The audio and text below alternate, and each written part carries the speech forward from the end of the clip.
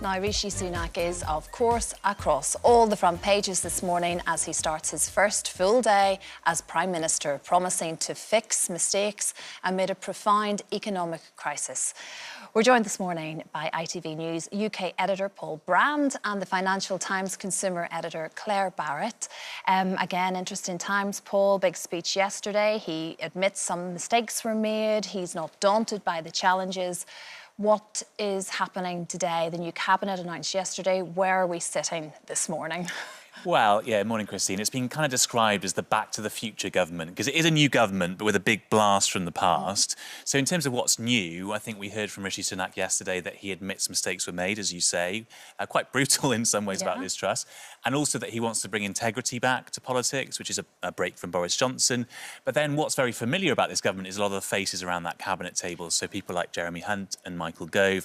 And he also brought back Suella Braverman, who some viewers will only have just got to know, because she's only in the job as Home Secretary for a few weeks before she had to resign. She's been brought back, a little bit controversial. So it's kind of like a continuity government with a flash of controversy, and he hopes a bit of a new character about it. Yes, it's all about unity, isn't it? This is his... Yeah, which is partly why he would have brought Suella Braverman back, despite the fact she's still being investigated for a security breach, essentially, sending an email that she really shouldn't have sent with sensitive information in it. So it's about trying to bring the party together, because we know and we've seen how it's tearing itself apart, and that brought down Liz Truss. Before that, it brought down Boris Johnson, and even before, way before that, it brought down Theresa May. So, you know, the party has had a real issue for a long time now with unity, and he's trying to kind of piece it back together. Yeah. So, Claire, he did mention difficult decisions to come. What was your take on that?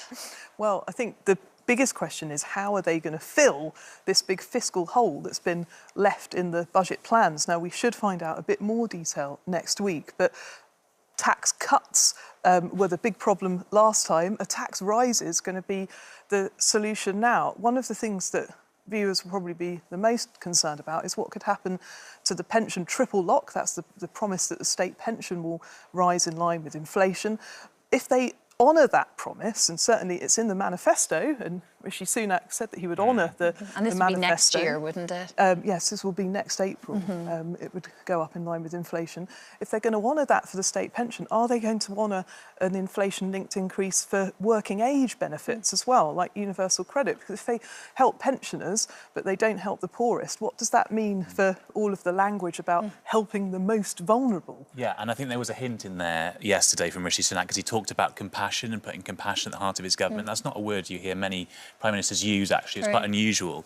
And I think that was a hint that he knows there's this controversy around, is he going to increase benefits in line with the amount that prices are rising at the moment? Otherwise, of course, the poorest in society are going to really, really suffer. I think maybe that was a hint that he will. Let's hope so.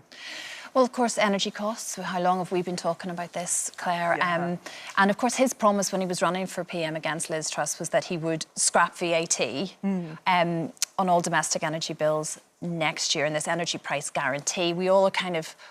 none of us are quite sure where we're sitting, and there's constant worry amongst all families out there. What do you think is going to happen next, and when do we all start to feel the benefits? Well, the conversation about VAT being cut from energy bills, I think the conversation has moved on now because of the problems that the country is facing. And if you cut VAT on energy bills, that helps everybody. It doesn't help the most vulnerable. And it's the most vulnerable phrase that's been trotted out again and again by the new Chancellor, Jeremy Hunt, and by Rishi Sunak in terms of who they're going to help come next April when the energy price guarantee thaws. At the moment, the average bill is going to be capped at £2,500, plus you're getting that £400 extra help. If you're on benefits or a pensioner, you're getting a little bit extra.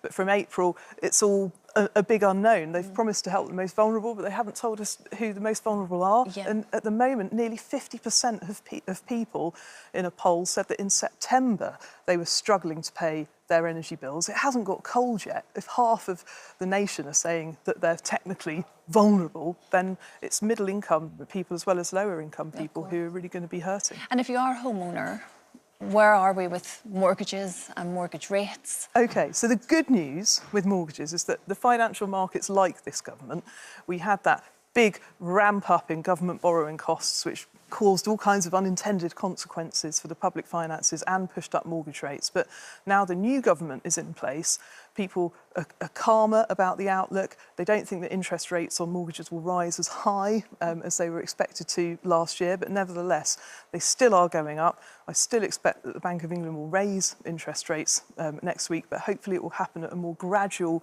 pace than the speed that we've seen over the past few weeks since the mini-budget. Yeah. And that's good news for the public finances as well, because the government has to pay, when it borrows, it has to pay interest on that too. And if interest rates come down across the board, then the government spends less money on paying off the interest on whatever debt it's got, which means that hopefully balancing the books becomes a little bit easier. Yeah. So maybe fewer public sector cuts, fewer tax rises, which would be good news for everyone.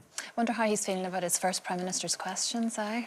Yeah, I can't wait to see it, actually, because we've had very different characters across that dispatch box recently. It's such a personality thing as well as nudge and everything. I mean, really, it's a lot to do with how you are as a person. Yeah, you've got to be punchy, you've got to try and be a bit funny at times, you've got to really fire up your MPs. Liz Truss struggled a bit. I mean, I think she'd admit that herself. Yeah. Personality wasn't her strong suit. Boris Johnson, of course, was a great performer in the House of Commons. Rishi Sunak is quite a serious guy. You know, he's quite quiet and quite meek and mild. So I think they'll be trying to pep him up, give him a couple of coffees, or he likes Coke, actually, Coca-Cola, in Downing Street this morning, maybe a couple of those, just to give him a bit of caffeine. Just a little bit of an extra kick, yes, Yeah. yes. But he undoubtedly will need it. It's a nerve-wracking experience, I'm guessing. Thank you very much, Paul. Thank you, Claire, as always. Lovely to see you both.